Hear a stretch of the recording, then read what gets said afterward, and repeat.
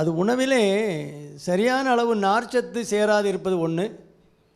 அப்புறம் தண்ணி குடிக்கிறது குறைகிறது ரெண்டாவது. மூன்றாவது அந்த குடலுடைய அசைவு குறைவாக இருக்கிறது. குடல் அசைவு எப்போ குறையாக இருக்குன்னா, நிறைய பேர் சுகர் பேஷண்ட்ஸுக்கு நரம்பு மண்டலம் நமக்கு கால் கையில் உள்ள நரம்புகள்லாம் பாதித்து விறுவிறுப்பு வரும். அந்த மாதிரி வரும்போது அதே குடலும் அந்த சிம்பத்தட்டிக் பேராசிம்பத்தட்டிக்ங்கிற அந்த குரூப் அந்த நரம்பு மண்டலத்தினுடைய கண்ட்ரோலில் தான் இருக்குது. அப்போ அது குடல் சரியான அசைவு இல்லாத இருந்தாலும் கான்ஸ்டிபேஷன் வந்துடும். பொதுவாக உணவு 3 வேளையுமே நார்ச்சத்து உள்ள உணவு எடுத்துக்கணும். நார்ச்சத்து உள்ள காய்கறிகள்னால் நல்ல புடலங்காய், அவரைக்காய், பீர்க்கங்காய், அந்த மாதிரி காய்கள். நீங்கள் காய்கறியெல்லாம் எடுத்துக்கிறீங்களான்னா ஆமாம்பாங்க. என்ன எடுக்கிறீங்கன்னா கேரட் எடுக்கிறேன்னு, உருளைக்கிழங்கு எடுக்கிறேன், அதெல்லாம் மாவு பொருள். அது காய்கறியிலே சேராது. அது கார்போஹைட்ரேட் கவுண்டில் வந்துடணும். அதுக்கு நார்ச்சத்து கிடையாது. அது அது வாட்டரை அப்சார்வ் பண்ணாது. நீரை உறிஞ்சி ஒரு பல்க் ஃபார்மிங் உள்ள பல்க் ஃபார்ம் ஆனால் தான் அந்த குடலில் சேர்ந்த உடனே குடல் ஆட்டோமேட்டிக்காக அசையும். அப்படியே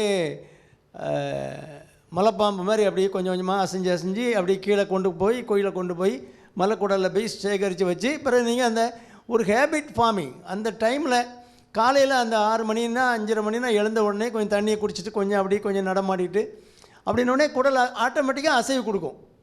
அப்படி பழக்கப்படுத்தணும். அப்படியே உங்களுக்கு வராட்டியுமே அந்த டைமுக்கு குறிப்பிட்ட டைமில் போய் நீங்கள் கொஞ்சம் நேரம் உட்காந்துருக்கணும். தண்ணி குடிச்சிட்டு கொஞ்சம் நடந்துட்டு அப்படியே உட்காந்துருக்கணும். அது பேரே பவல் ஹேபிட்டு. அதை பழக்கப்படுத்தினா தான் வரும். மறுபடியும் எனக்கு இன்றைக்கி மோஷன் போடும் போல் இல்லை அப்படின்னு பேசாமல் குப்புறடிச்சு படுத்துக்கிட்டிங்கன்னா வராது. பெரும் மறுநாள் தான் அந்த சிம்டம் வரும். அதனால் நார்ச்சத்து நல்ல அதிகமான உள்ள காய்கறிகள். பொதுவாக நம்ம காய்கறி சேர்க்குறீங்கன்னா சேர்க்குறோம்.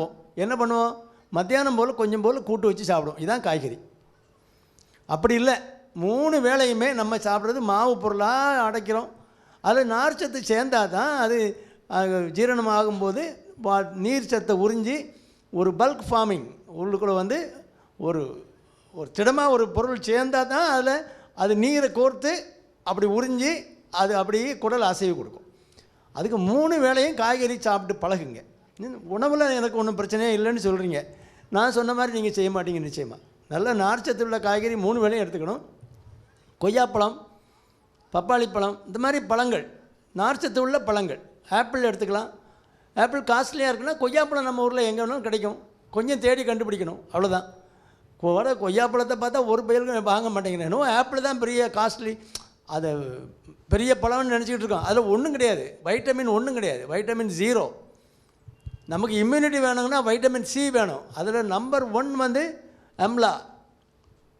அதில் ஒரு நெல்லிக்காயில் 4 பேருக்கான விட்டமின் சி இருக்குது. டயட்ரி ரெக்குயர்மெண்ட், டெய்லி ரெக்குயர்மெண்ட் இருக்குது. அதை தாண்டினா ஆரஞ்சு, அதுக்கு அடுத்தால கொய்யா. இந்த வரிசையில் தான் வருமே தவிர ஆப்பிளில் 0 அங்கே கிடக்கும். அதில் ஒன்றுமே கிடையாது. வெறும் நார்ச்சத்து இருக்குது, அவ்வளோதான். நார்ச்சத்து கொஞ்சம் கார்போஹைட்ரேட்டு.